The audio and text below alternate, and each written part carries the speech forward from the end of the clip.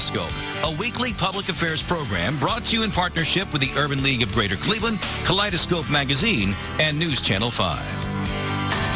Good morning, everyone. Welcome to the broadcast today. The Cuyahoga County Court of Common Pleas Foreclosure Mediation Program is a free and confidential service. Judge Eileen Gallagher, who oversees the program, and Andrea Canast, who is a program director, will talk more about this service. We're going to talk a lot about foreclosure. Then the director of Facing History and Ourselves, Mark Swain Fox, will be here to tell us about his organization and his work with Cleveland area schools. And later in the broadcast, certified financial planner Mike Shin and senior vice president at PNC Bank, Michael Taylor, will tell us about a visit from a White House official that will benefit local business owners and entrepreneurs. Good morning. I'm Leon Bibb. This is Kaleidoscope, and so we begin. Your Honor is in the house. Judge Eileen Gallagher, Judge of Cuyahoga County Common Pleas Court with us, and Andrea Canast, who's Director of the Cuyahoga County Court of Common Pleas Foreclosure Mediation Program. Good to have you both with us. Judge, tell me, what is the Foreclosure Mediation Program here in Cuyahoga County? Our Foreclosure Mediation Program began in 2008. Then Chief Justice Thomas Moyer had asked that Cuyahoga County, along with a couple of other larger counties, begin a foreclosure mediation program because that program never existed. And due to the crisis that we are facing throughout the nation, but particularly here in Cuyahoga County, we went full force with that. And we accepted that challenge. We developed our program, and now our program is one that is recognized nationally and has a great success rate. Andrea, how widespread is the foreclosure problem in our area, Cuyahoga County, Northeast Ohio? Well, when our program was introduced in June of 2008, we saw most of our cases coming from the city of Cleveland. We had a lot of predatory lending issues that were brought up. But now, as the economy has unfortunately not improved, we have seen sort of the ripple of foreclosure spread throughout the county and into really every suburb in Cuyahoga County.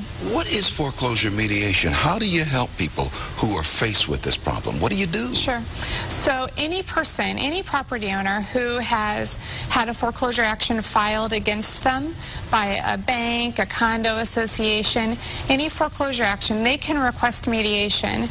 And what we try and do is bring the property owner and then their servicer or lender to the table face to face. We make the servicer or bank representative come in person.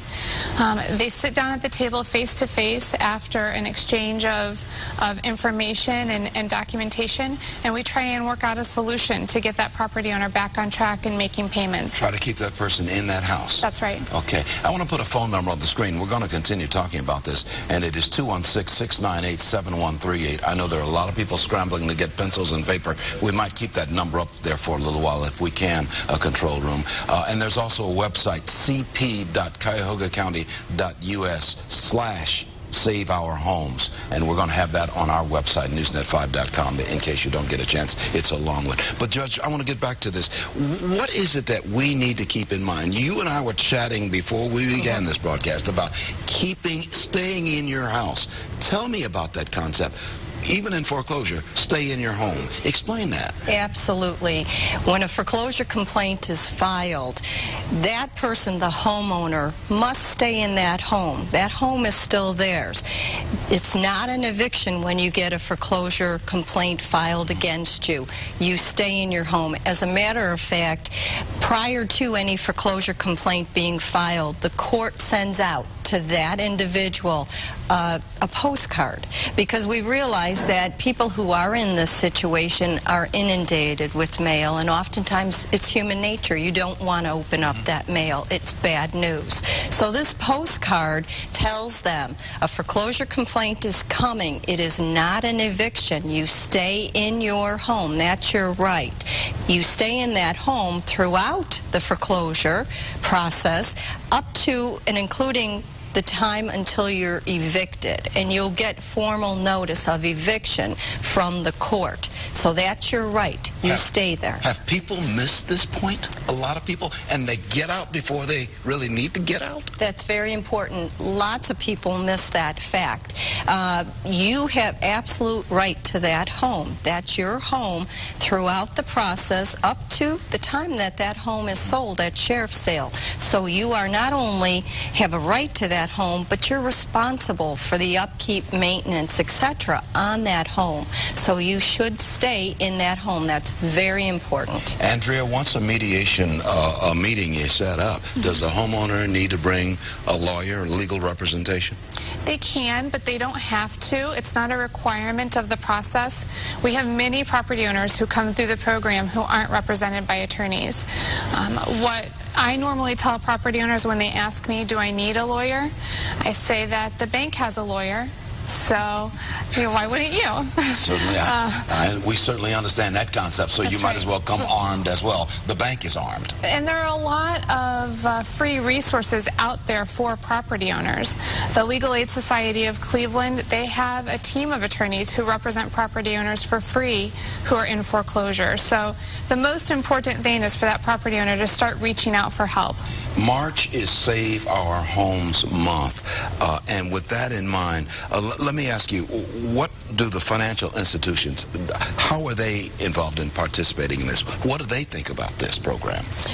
They're happy about this program. As a matter of fact, when we began our mediation program back in 2008, we had to have buy-in from homeowners, from the banks, from a lot of different sources, and the banks have bought into this program. The bank, the servicer, they are not in the market for having homes, for being a real estate agent. They want a mortgage that's being paid on. So they want, the ultimate goal is for that homeowner to stay in that property if it's possible. So they're very interested in our program, and oftentimes they request mediation for the homeowner. I've got 20 seconds remaining. Let me ask you, Andrea, we're going to end it right here.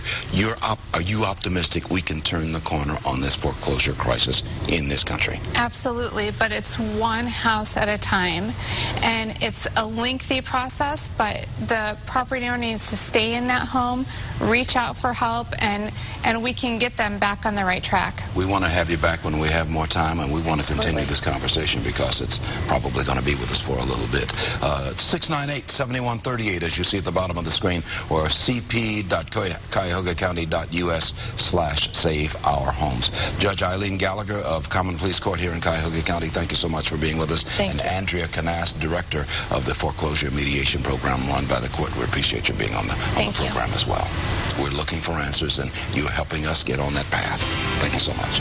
This is Kaleidoscope. We're going to talk about facing history and ourselves after we do this first.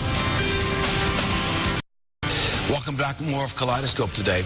The goal is to combat bigotry and nurture democracy, and that's what the Cleveland office of Facing History and Ourselves has been doing since it opened in 1999. Its director, Mark Swain Fox, is here to talk more about his work with local educators and students as well. Good to see you, Mark Swain. Thank you for having me. It's good to have you on the broadcast. Appreciate it. What is Facing History and Ourselves?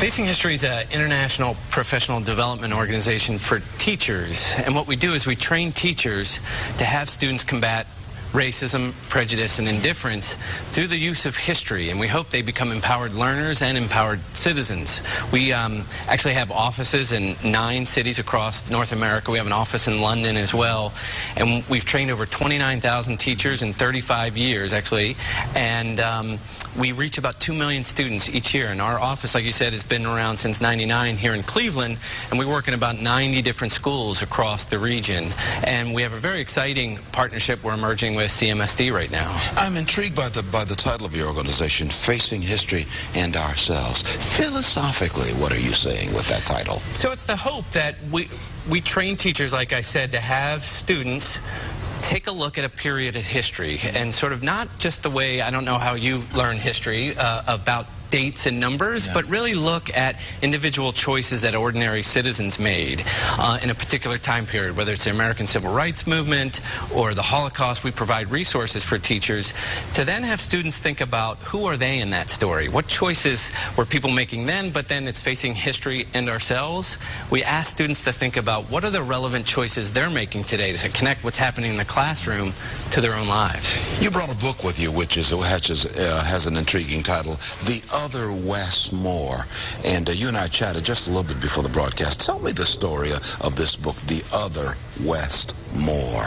So The Other Wes Moore, we are bringing Wes Moore into Cleveland on March 31st as part of CMSD's Rally for Excellence. And we are co-hosting with many different organizations the keynote address that Wes Moore, he's a New York Times best-selling author, and it's the story, this book is the story of these two young men with the same name who grew up within blocks of each other. They didn't know each other in inner-city Baltimore, and they start on the path of making some poor choices. But one of the Wes Moores actually ends up being a Rhodes Scholar, college graduate, a White House Fellow. The other actually is currently serving time in jail, life in prison for felony murder. Two youngsters with the same name in the same city, same neighborhood, going in different directions. That's right. And Wes goes around the country talking to young people, and his story is really about courage, resilience, participation, and it's also about the power of schools and teachers impacting young people and making a positive impact on their lives, which is really at the core of our work at Facing History and Ourselves. What's been the response from the youngsters who've heard what Facing History and Ourselves does? Well, I was a Facing History teacher before joining this organization, and I've seen firsthand how kids out of a classroom, a Facing History classroom, become really empowered to think about their lives in different ways. And it's not just about, they take their lives seriously, they take their choices seriously, and they feel compelled to make a difference in the world in positive ways. Your organization is certainly, I think it's unique. I've not heard a great deal about other organizations doing this. What inspired you to get into this? Well, I actually was a teacher in Boston. I'm a transplant. I've been here for about 15 years now, but I went to my first Facing History workshop in 1994, and I saw the power of other educators and teachers engaging in this material, and then I started teaching Facing History, and it really shaped the way I taught and actually how I was as a human being. I'm going to put a website and a phone number on the screen, 216-321-9220, as you see at the bottom of the screen, or you can go to facinghistory.org and get more information on everything we're talking about. Tell me about this event coming up on March the 31st. So March 31st is Cleveland Municipal School District's Rally for Excellence, and it's an opportunity to showcase all the excellent partnerships and the excellent schools the district are doing. So like I said, we're co-hosting the keynote address, but we're also going to use that event to sort of launch and announce the opening of a Facing History new tech school, which we're going to be doing with the district, a high school in August. So we're going to use it as an opportunity to talk about that as well. We will look for more of that. We will look for more information on that. I'm certain that's open to the public, isn't it? It is free and open to the public. Where's it going to be? It's at East Tech High School. What time?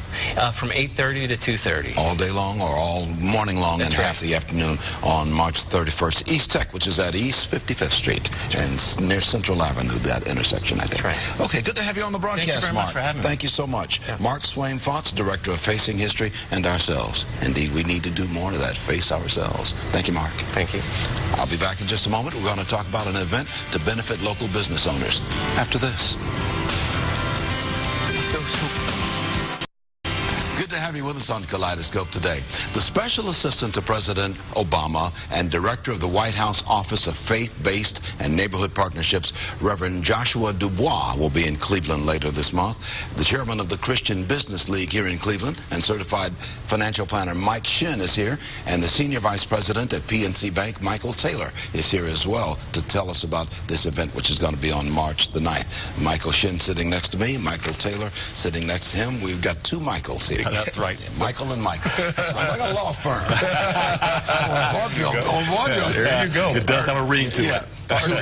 Two of my good friends. Tell me, Mike Shen, why is the Christian Business League and PNC sponsoring this faith and finance event that's going on? Well, Leon, we're excited about this. This is our Faith and Finance Breakfast. It'll be held on March 9th, and as you mentioned, Reverend Joshua Dubois will be our guest speaker, and PNC Bank is our signature sponsor, and it's about economic development within our community, helping people build their businesses, grow their businesses, and make this a better place in Cleveland. Yeah. Michael Taylor, PNC, the bank, is involved in this now. Why did PNC want to get involved in this project? Yeah, we are too very excited about being the sponsor.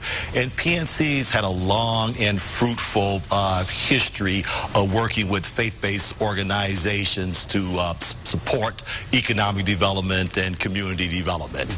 And so what we would like to see happen is that having a message coming from Washington that we can help leverage the resources that we have locally to further support small business development and economic development as well as community development. Now, Mike Shen, your Christian Business League is headquartered at Mount Zion Congregational Church. Yes. But you're going to be holding this event at East Mount Zion Baptist Church. Correct. Because they've got a big room and a lot of auditorium. They have a beautiful educational center, and we've been blessed to be able to use their facility for this breakfast. We're expecting about 200 people. Yeah. It's going to be Friday, March the 9th. I got your notes here, from 7:30 until 9:15. Correct. 7:30 in the morning begins Friday, March 9th at East Mount Zion Baptist Church, which is at East 100th Street and Euclid Avenue. What happens at this event? Now, who should come, and what are you going to talk about? What happens? Well, we'll have we'll have some profiles by some of our major presenters, major sponsors, such as PNC, Cozy, Jumpstart.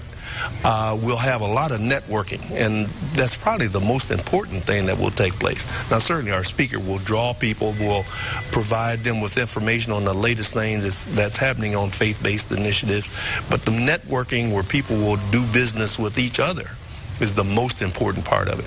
Michael Taylor, what do we need to keep in mind when we look at events like this, sponsored by the Christian Business League and helped by PNC?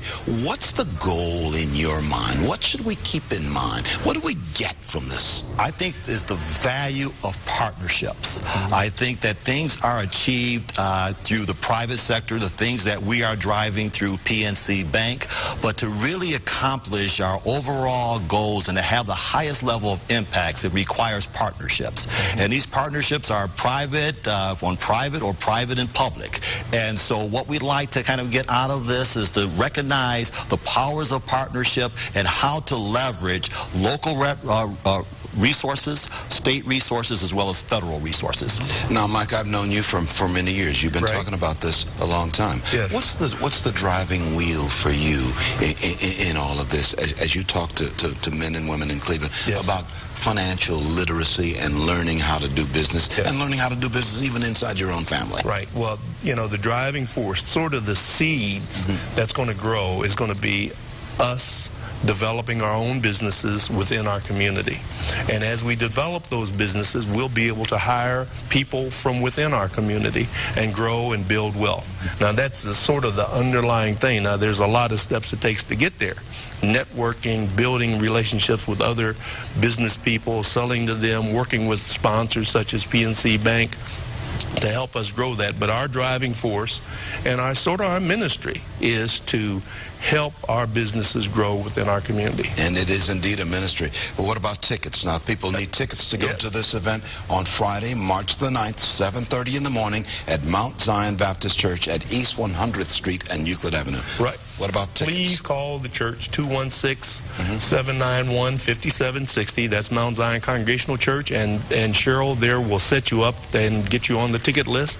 But please call. You need a ticket to get in. You need a ticket to get in because it's going to be full. And tickets cost? $15 each, and that's a deal for a breakfast and a speaker. A breakfast and a speaker. and you learn how to make millions. There you go.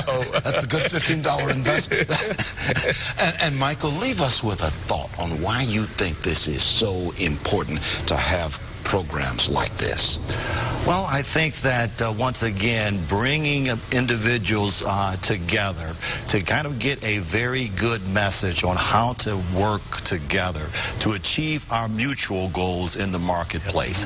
And if it's small business that is being supported by the Christian Business League, or if it's education, the things that are passionate to you, the things that you want to be involved in and drive, if you are in this room, you should be able to pick up a message to take the lead for yourself to have those impacts in our community. And in our final 15 seconds, the fact that you've got Joshua Dubois, director of the White House Faith-Based Initiatives coming, gives you some strength, doesn't it? Gives us strength, and it's like a punch of energy. That 5-hour energy drink, you come to our breakfast, you're going to get that 5-hour energy drink that's going to propel your business into the future. Words from the White House, right there. There you go. Okay, once again, it's going to be Friday, March the 9th, 7:30 in the morning at Mount Zion Baptist Church, which is at East 100th Street and Euclid Avenue, right next door to the Cleveland Clinic. You can't miss it. You can't miss it. Gentlemen, thank you so much for being with us. Michael Shin, who's certified financial planner and chairman of the